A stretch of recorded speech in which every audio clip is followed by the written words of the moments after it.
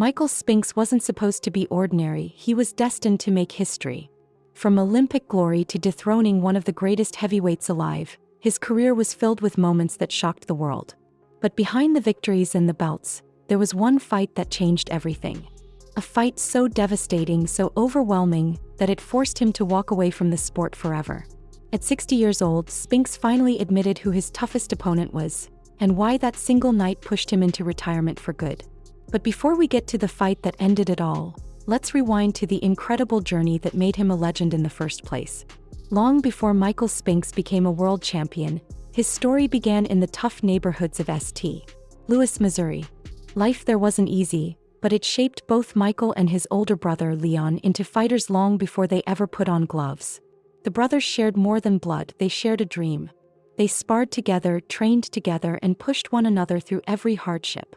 For Michael, Leon wasn't just a sibling. He was a rival, a mentor, and a constant reminder that greatness had to be earned.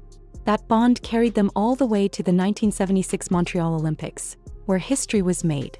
Michael competing as a middleweight and Leon stepping into the heavyweight division, both captured gold medals on the same stage.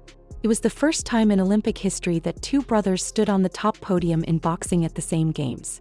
Leon's upset victory over the feared Cuban giant Teofilo Stevenson stole the headlines, but Michael's awkward, unorthodox style caught the attention of boxing insiders who saw something special. Quick feet, sharp reflexes, and an unpredictable rhythm.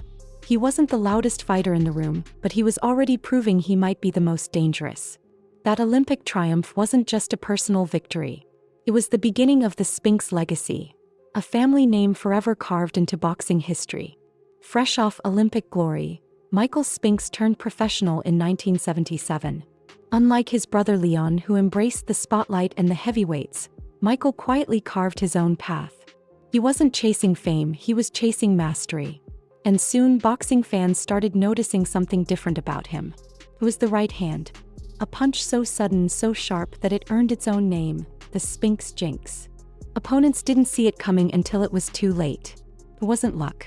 It was pure timing honed through hours of discipline, and when it landed, careers were derailed in an instant. Fight after fight, Spinks climbed the light heavyweight ladder, undefeated and unshaken. He didn't just beat contenders, he dismantled them. His style was awkward, yes, but it was effective. He could jab, slip, and explode with that right hand before anyone realized what had happened. Before long, he wasn't just another Olympic hopeful trying to make it, he was the man every other light heavyweight had to go through. That climb led to his crowning moment, unifying the WBA, WBC, and IBF titles. In a division stacked with talent, Michael Spinks stood above them all as the undisputed light heavyweight champion of the world. The quiet kid from St. Louis had turned into the king of his division. But even then, Spinks wasn't satisfied. He had already beaten everyone in front of him.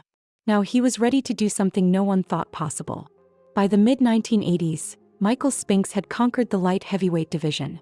Undefeated, undisputed, and respected by everyone who stepped into the ring with him. But there was a problem. There were no more mountains left to climb. He had beaten them all. And that's when Spinks did the unthinkable. He set his sights on the heavyweight division. For decades, boxing purists had said the jump from light heavyweight to heavyweight was a death sentence. The size difference was too great. The power was too overwhelming. A man who weighed 175 pounds had no business stepping in with giants who hit like trucks at over 220. But Michael wasn't just looking for fights, he was looking for history. His target, Larry Holmes. Known as the Easton Assassin, Holmes was no ordinary champion. With a 48-0 record, 19 consecutive title defenses, and one of the sharpest jabs in boxing history, he was on the verge of tying Rocky Marciano's legendary undefeated record. Holmes was the king and nobody believed Spinks had a chance. When the bell rang in September 1985, the world braced itself for a mismatch. But what unfolded was one of the greatest upsets in boxing history.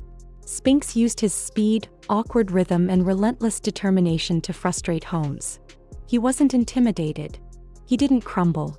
Round after round, he chipped away at the champion's confidence. After 15 grueling rounds, the judges handed Spinks the decision.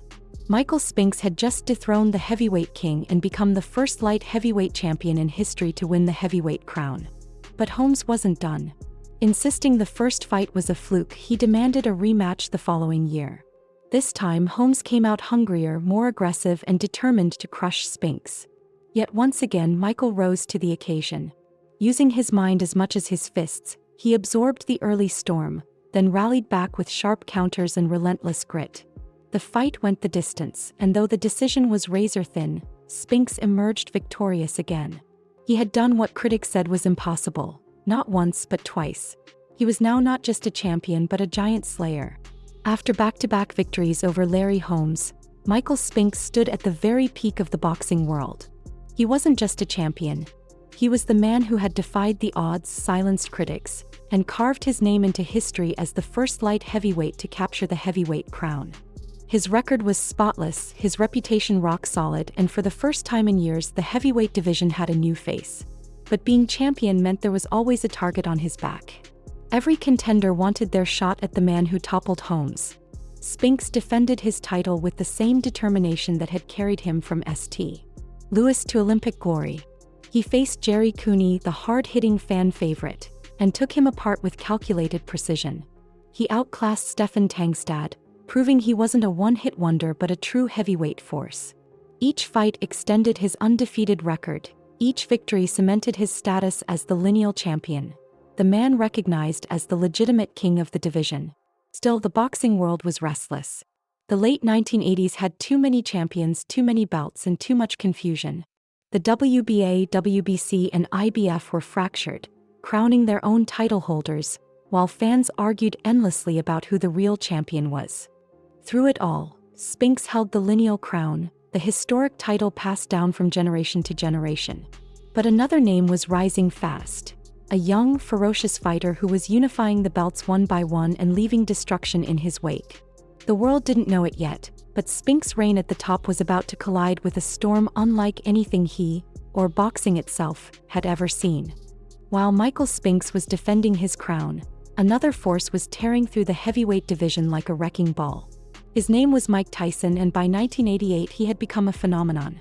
Opponents weren't just losing to him, they were being destroyed. First-round knockouts, brutal combinations, and an aura of raw menace made Tyson unlike anything the sport had ever seen. Tyson wasn't just a boxer, he was a storm. His explosive power paired with lightning speed left fighters with no time to think. Many opponents admitted later that they were already beaten before the opening bell. The fear was real, and it showed on their faces at weigh-ins, where Tyson's cold, unblinking stare seemed to crush their confidence before the fight even began. As Tyson unified the WBA, WBC, and IBF belts, fans and promoters demanded clarity. There were too many champions, too many claims. The boxing world wanted one undisputed king. The solution was obvious: the undefeated Michael Spinks, lineal heavyweight champion, versus the undefeated Mike Tyson, holder of all three major belts. The fight was set for June 27, 1988 in Atlantic City, and it became one of the most hyped events in boxing history. Tickets sold out instantly, and millions tuned in, eager to see whether Spinks' resilience could overcome Tyson's ferocity. But behind the curtain, Spinks was fighting a battle no one could see. Years later, he admitted something shocking. For the first time in his career, he was truly afraid. He had faced bigger men. He had faced stronger men. But he had never faced someone who combined speed, power, and psychological warfare like Tyson. Spinks himself confessed that even in training camp, the shadow of Tyson's reputation weighed on him. The media buzz only made it worse. Trainers and commentators spoke about Tyson in whispers, comparing his punches to car crashes and his presence to pure intimidation. Spinks was undefeated. He was proud. But as the fight drew closer, the question wasn't just if he could win. It was whether he could survive. The night of June 27, 1988, in Atlantic City carried a tension that could be felt in every corner of the arena. The crowd wasn't just excited, they were nervous. Two undefeated champions were about to collide, but deep down most people wondered the same thing. How long could Michael Spinks last against the most feared man on the planet? From the moment the opening bell rang, Mike Tyson answered that question. He didn't wait, he didn't study, he didn't circle. Tyson exploded forward like a missile, throwing punches with bad intentions from the very first second. Spinks tried to move, to create distance, but Tyson's speed was suffocating. The Spinks jinx, never had a chance to find its target. A vicious uppercut followed by a crushing right hand sent Spinks stumbling. He tried to hold, tried to regroup, but Tyson gave him no time to breathe. Seconds later, another right hand landed flush. Spinks hit the canvas hard. The shock on his face told the whole story. He had never felt power like this before. He beat the count, his legs shaky, his eyes distant. But Tyson wasn't finished. The young champion swarmed, unloading a final short right hand and a left hook that snapped Spinks' head back and dropped him again. This time he didn't get up. The referee waved it off at just 91 seconds. In less than 2 minutes, Michael Spinks' undefeated record was gone. The man who had defied history, beaten Holmes twice, and stood tall against every opponent before him had been dismantled in a flash. The boxing world was stunned. Fans didn't cheer, they gasped. The fight that was billed as a clash for the ages ended before most people had even settled into their seats. For Spinks, it wasn't just a loss. It was the kind of defeat that changes everything. And it marked the final time he ever stepped into a ring. In the days after the fight, many fans assumed Michael Spinks would demand a rematch. That's what champions did: bounce back, prove themselves, reclaim their place. But Spinks didn't follow that script. Instead, at just 31 years old, with a record of 31 wins and 1 loss, he retired for good. No comebacks, no tune-ups, no second chances. Years later, he explained why. It wasn't just the knockout, it was everything surrounding that night. Spinks admitted that he felt a level of fear before facing Mike Tyson that he had never experienced with any other opponent. He had beaten bigger men, he had taken punches from stronger fighters, but Tyson was different. The intimidation wasn't just physical, it was psychological. The aura, the reputation, the knowledge that one mistake could mean instant disaster. It all weighed heavily on him before the first bell even rang. Spinks also pointed out what made Tyson unique: the terrifying combination of speed and power. Heavyweights were supposed to be slow. They could hit hard, yes, but their punches were telegraphed. Tyson was the opposite. He punched like a heavyweight but moved like a middleweight. For Spinks, no amount of training or experience could have prepared him for that storm. And then came a claim that fueled speculation for decades. Spinks suggested that Tyson might have been enhanced, whispering that he suspected steroid use during their fight. He clarified it wasn't an excuse, but a feeling he carried, one that made Tyson's strength and explosiveness seem almost unnatural. Still, Spinks made one thing clear: the decision to retire wasn't about money. He had earned $13.5 million that night, one of the largest purses in boxing history at the time. But the money didn't matter. He had already made history. He had already proven himself. He didn't need to chase redemption. Walking away wasn't weakness. It was his way of saying he had nothing left to prove. When Michael Spinks walked away from boxing, he didn't just retire, he disappeared. Unlike many former champions who stayed in the spotlight as trainers, commentators, or promoters, Spinks chose silence. He settled into a quiet life on a large property outside Wilmington, Delaware, far removed from the noise of the sport that once defined him. For years, fans wondered what had become of him. He made only rare public appearances, usually when invited to schools or community events. When he did show up, he brought his Olympic medals and championship belts, not as trophies to boast about, but as tools to inspire the next generation. His message was always the same: hard work, discipline, and determination can change a life. But his post-boxing years weren't without turbulence. Reports surfaced of disputes with a former manager and questions about missing earnings from his career. Legal battles and financial wranglings swirled around him, but Spinks rarely spoke about them publicly. Those who knew him said he wasn't bitter. He was simply private, preferring peace over confrontation. What stood out most was what Spinks didn't do. He never became a regular at boxing events, never sat ringside to give hot takes about the new heavyweights, and never sought to reclaim the spotlight. Unlike many champions who struggle with the loss of fame, Spinks seemed content to let it go. The sport that gave him everything also took away his undefeated record in just 91 seconds, and it was as if he decided that chapter was closed forever. Those who meet him today describe a man who is calm, polite, and surprisingly ordinary. The nervous, awkward fighter who once shook the world now lives a life of serenity, far from the bright lights and flashing cameras. Michael Spinks' legacy is one of contradictions, soaring triumphs, and one unforgettable fall. He was an Olympic gold medalist, an undisputed light heavyweight champion, and the first man to leap divisions and dethrone Larry Holmes, a feat that alone would secure him a place in history. His awkward style, the Spinks jinx, and his fearless rise from underdog to heavyweight king made him a symbol of determination and grit.